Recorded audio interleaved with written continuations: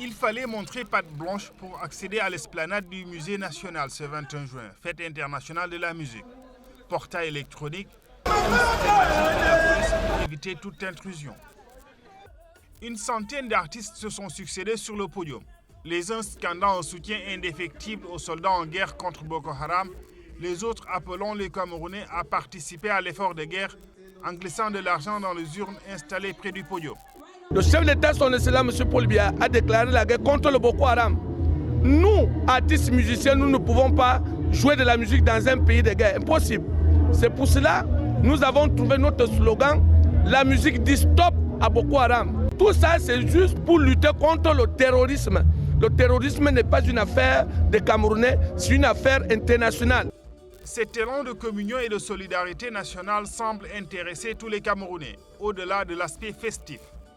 Nous avons choisi la journée internationale de la musique pour que les artistes comme la musique a dû les messes, pour qu'on essaye davantage d'édifier le peuple camerounais que si ça était ailleurs, ça ne se passerait pas au Cameroun.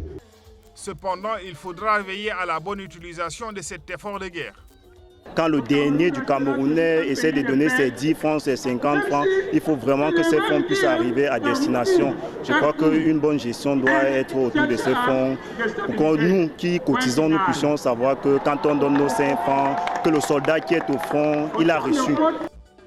Selon le ministère des Arts et de la Culture, les fonds collectés au cours de ce concert gratuit seront directement versés au comité interministériel ad hoc chargé de la gestion des dons, lesquels sont destinés aux forces de défense et aux populations dans le cadre de la lutte contre la secte nigériane Boko Haram.